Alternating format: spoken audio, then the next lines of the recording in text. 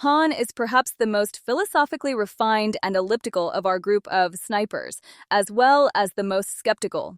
In his case, skepticism has been adopted as both a philosophy of life and a way of seeing the world. His thought, original despite its influences, has been deeply shaped by Martin Heidegger, Zygmunt Bauman, and Michel Foucault. Byung-Chul Han, born in 1959 in Seoul, is a South Korean philosopher and essayist based in Germany, whose work critically examines the dynamics of neoliberal capitalism, digitalization, and the hyperconnected society.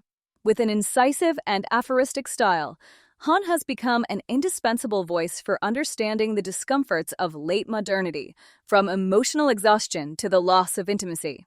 Key concepts in his thought: the strong first principle, the society of fatigue, Leistungsgesellschaft. Han describes a society obsessed with performance, where the individual is no longer dominated by external forces, Foucault's disciplinary power, but self-exploits in the name of productivity. Example: the burnout syndrome and hustle culture glorified on social media. Key phrase: the modal verb of neoliberalism is not must, but can. Psychopolitics. Power is no longer exercised through repression, but through control of emotions and desires. Digital platforms and algorithms collect data to influence behavior, creating a dictatorship of likes that rewards conformity. Example: anxiety over validation on Instagram or TikTok, where self-exposure becomes social currency. Total transparency. Han criticizes the modern obsession with eliminating all secrecy, arguing that absolute transparency destroys trust, mystery, and humanity itself. Example: social media stories that document every moment of life, draining it of depth. The disappearance of the other in a hyperconnected world, the hell of the same, replaces conflict with difference. Algorithmic bubbles and digital narcissism eliminate genuine dialogue. Example: online communities that reinforce prejudices instead of challenging perspectives. Main works. The Burnout Society, 2010, analyzes how self-exploitation replaces external oppression, generating depression and existential exhaustion.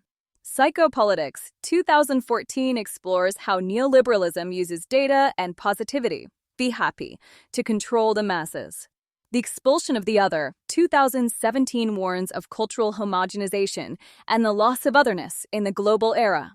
Non-Things, 2021, critiques the primacy of the digital over the material, where things are replaced by information and screens.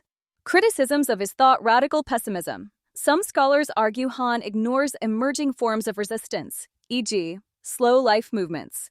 Lack of practical solutions. His diagnoses are brilliant, but offer few concrete paths for action. Generalizations. His aphoristic style can oversimplify complex phenomena, e.g., reducing contemporary art to marketing.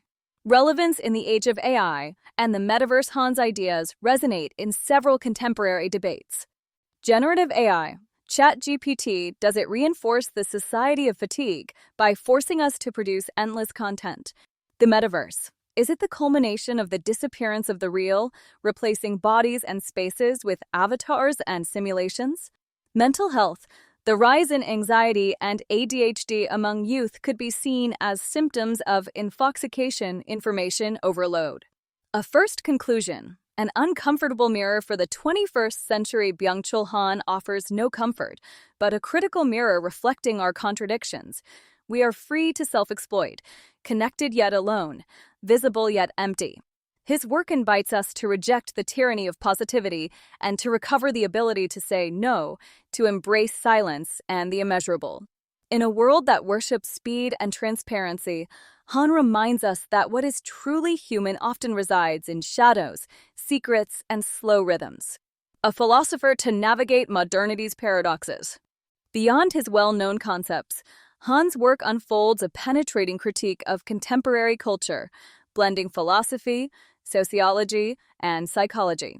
The tyranny of positivity. Han argues that neoliberalism replaced the disciplinary society, based on the no of norms, with a performance society obsessed with limitless yes.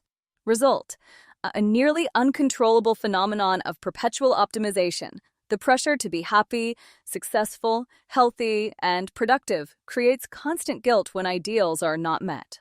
Example: wellness apps that turn self-care into a stressful obligation rather than a genuine act. Key phrase: positivity is more effective than prohibition. No one rebels against the command to be yourself. Eros in the Digital Age in the Agony of Eros, 2012.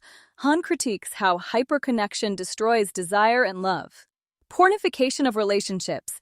Dating apps like Tinder reduce eros to a swipe, erasing mystery and erotic tension. Commodification of the body. Social networks turn intimacy into spectacle, where the body is displayed as merchandise. Loss of the inaccessible. Instant matches eliminate the dialectic of desire, which requires distance and absence. The Crisis of Deep Time in the Scent of Time, 2009. Han analyzes how digital acceleration destroys the experience of time. Point time versus stirrable time. Notifications and multitasking fragment time into meaningless particles. End of contemplation. The obsession with productivity prevents us from engaging in purposeless activities, e.g., art, philosophy. Example: reading a paper book versus consuming summaries on TikTok. The latter reflects the impossibility of inhabiting time deeply. The Death of Ritual in Saving Beauty, 2015. Han laments the disappearance of collective rituals in favor of the Instagrammable. Empty aestheticization. Art and beauty are reduced to photographable experiences, losing their power to move or transcend. Example: crowded museums where visitors record artworks without truly seeing them. Key phrase: the polished, the smooth, the cool. Today, beauty is a commodity without aura. Capitalism and the imperative of authenticity. Han dismantles the neoliberal myth of authenticity. The self as brand. On social media, individuals become influencers of themselves, managing their image like a product. Emotional self-exploitation. Sharing authentic feelings online is another performance, subject to like metrics. Example: real-life vlog scripted and edited to appear spontaneous. The pandemic as a symptom of the palliative society in the Palliative Society, 2020. Han analyzes the management of COVID-19 with key insights. Avoidance of pain. Neoliberal society seeks to eliminate all suffering, physical or emotional, with quick fixes, e.g., pills, digital distractions, avoiding the root causes of malaise. Health as moral imperative. Being healthy becomes an obligation. The sick are stigmatized as failures. Example: fitness tracking and obsession with body metrics as forms of neoliberal self-control. Critique of artificial intelligence. Han warns that AI reinforces the dynamics of the performance society. Algorithmic optimization. AIs like ChatGPT push us to be faster, more efficient, and perfect, increasing self-exploitation. Loss of otherness. Algorithms show us only what we already know, information bubbles, erasing encounters with difference. Example: Netflix or Spotify recommendation systems that homogenize cultural consumption. What does Han propose? Alternatives in the fog, though often criticized for not offering clear solutions. His texts hint at possible paths. Recover the art of deep attention, reading, contemplating, creating without haste. Embrace negativity. Accept pain, failure, and conflict as essential parts of being human. Revitalize rituals. Restore collective practices with symbolic meaning, e.g., meals without screens, community ceremonies. Conclusion: a philosopher to resist self-exploitation. Byung-Chul Han is not a self-help guru, but a diagnostician of our invisible ailments. His work invites us to question the cult of efficiency, disconnect from validation metrics, and rediscover the beauty of the imperfect, the slow, and the opaque. In a world urging us to become performance machines, Han reminds us that true freedom may lie in the simple act of saying enough.